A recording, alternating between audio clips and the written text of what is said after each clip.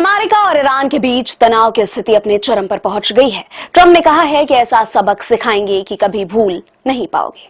बता दें कि इसके पहले अमेरिकी राष्ट्रपति डोनाल्ड ट्रंप ने कहा था कि ईरान बातचीत में रुचि दिखा रहा है, लेकिन इस बयान के बाद तेहरान ने चेतावनी दी है कि हमारी उंगलियां ट्रिगर पर ही हैं।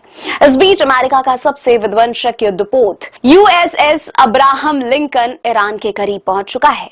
ऐसे में दोनों देशों के बीच हालात खराब होते नजर आ रहे हैं। उधर इसराइल भी अलर्ट मोड में है। दोनों देशों के बीच हालात सामान्य नहीं हो रहे हैं। दोनों तरफ से बयानबाजी का दौर चल रहा है।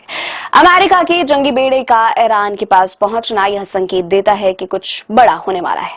अब सवाल ये उठ रहा है कि क्या ट्रंप अपनी धमकी को सच साबित करेंगे या फिर यह कदम ईरान पर दबाव बनाने के लिए उठाया गया है।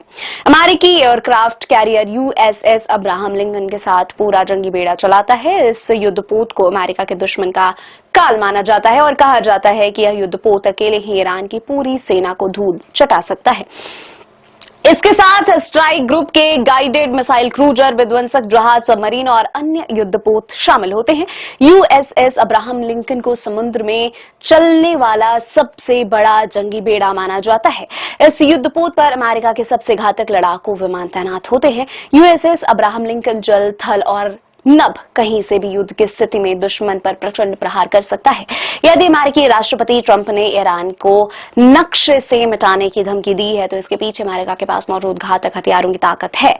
रक्षा विशेषज्ञों का मानना है कि अमेरिका के पास ऐसे विध्वंसक हथियार हैं जो ईरान की पूरी सेना पर भारी पड़ सकते हैं। अमेरिका के कई खास हथियार सिस्टम ईरान के सैन्य ठिकानों और मिसाइल साइट्स जैसे खतरनाक टारगेट को चंद मिनटों में निशाना बना सकते हैं। ईरान के एयर डिफेंस सिस्टम के लिए अमेरिकी लड़ाकू विमानों और मिसाइलों को रोक पाना मुश्किल माना जा रहा है। अमेरिका के पास ऐसे 5 हथियार हैं जिनका तोड़ ईरान के पास नहीं है। ईरान और इसराइल के युद्ध के दौरान अमेरिका के स्टेल्थ बॉम्बर B-2 ने ईरान के परमाणु ठिकानों को तबाह कर दिया था। ईरानी सेना का एयर डिफेंस सिस्टम और रडार अमेरिकी B-2 बॉम्बर का पता लगाने में नाकाम रहे थे। यानी B-2 बॉम्बर से निपटना ईरान के लिए मुश्किल ही नहीं बल्कि लगभग नामुमकिन सा है। अमेरिकी F-35 और F-22 दुनिया के सबसे बेहतरीन लड़ाकू विमानों में गिने जाते हैं। ये दोनों ही वे 5वीं पीढ़ी के लड़ाकू विमान हैं। वहीं ईरानी वायुसेना आज भी दशकों पुराने लड़ाकू विमानों का इस्तेमाल करती है। ऐसे में अमेरिकी वायुसेना के सामने ईरानी वायुसेना टिक नहीं पाएगी, यह नामुमकिन सा लगता है। अमेरिकी वायुसेना के बेड़े में ऐसे लड़ाकू विमान भी हैं जिन्हें ट्रैक, ट्रेस और टारगेट करने की क्षमता ईरान के पास नहीं है। अमेरिकी MQ-9 रिपर एक खतरनाक ड्रोन है जो 50,000 फुट की गहराई पर उड़ान भरता है और 1850 किलोमीटर तक टारगेट को हिट कर सकता है।